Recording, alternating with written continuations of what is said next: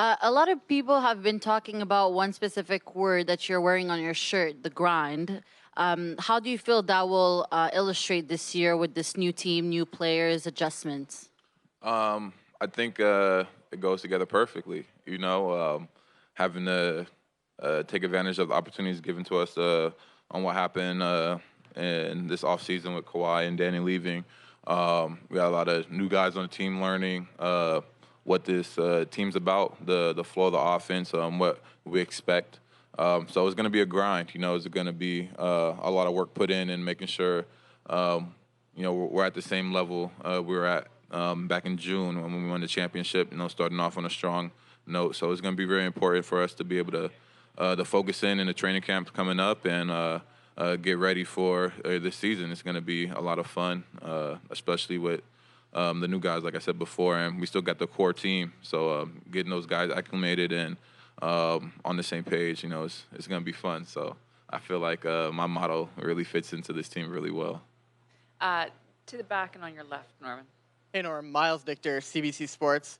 How does the team dynamic change with yourself and Fred and Pascal sort of 1 year further into your Raptors career and no longer viewed as, the young guys? I think we like that. So long we were viewed as young guys, and now we're like young vets, pretty much, because we still got Serge and Kyle and Mark, guys who've been through it. So we're just a tier below them. So young vets, but still helping the new guys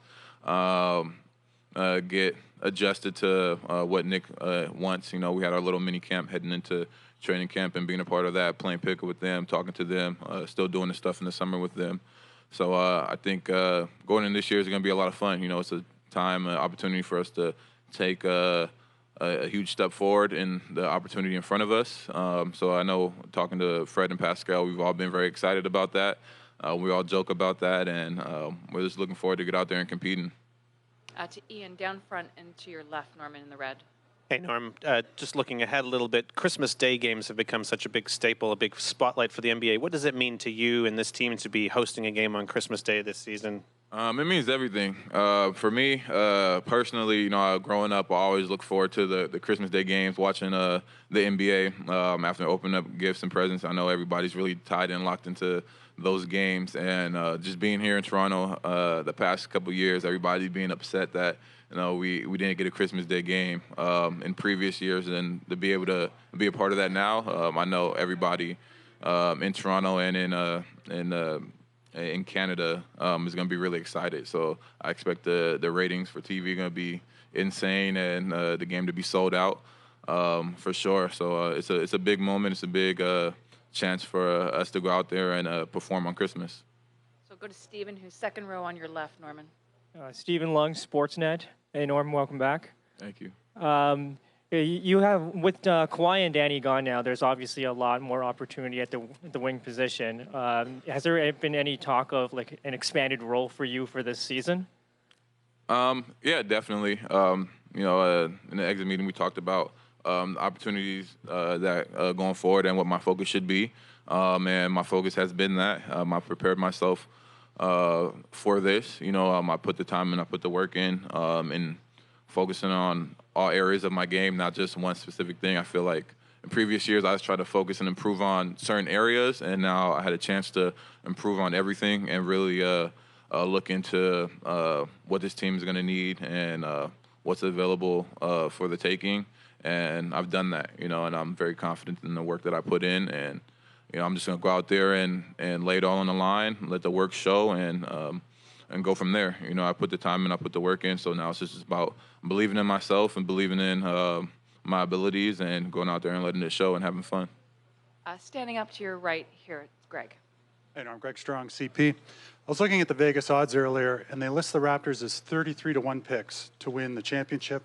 11 teams are favored to win ahead of you. I'm curious whether you think this version of the Raptors is getting enough respect as defending champions. Honestly, I don't, and we don't. I can answer that as a collective unit. Like, we don't pay attention to that.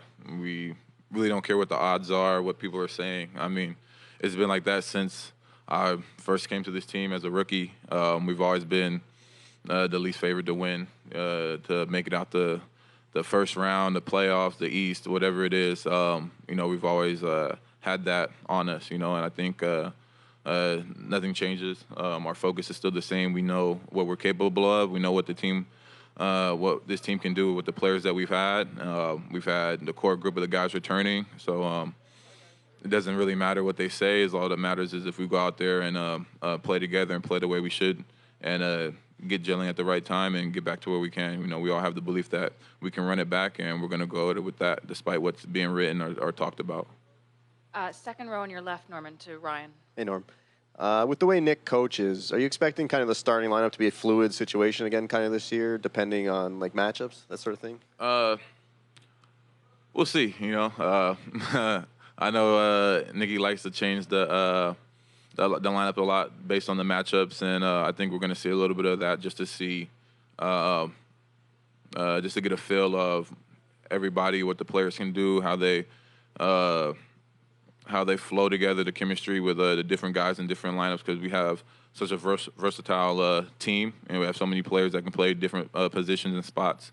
So I think training camp and preseason, you're going to see a lot of change in lineups. Maybe at the start of the game, start of the half, different guys are going to be in different spots just to see what really works and what really goes. So it's going to be interesting. I know he likes to keep the opposing team on their toes and change up defensive flow of the game, different things like that. So I think the things are going to still be the same just because we have so many different guys that can play in different positions. Last one from Ian down front. Hey, Norma, just in terms of looking around player movement over the summer, specifically with the East, who do you see perhaps as the main challenger to your guys' crown as conference champs here? I think,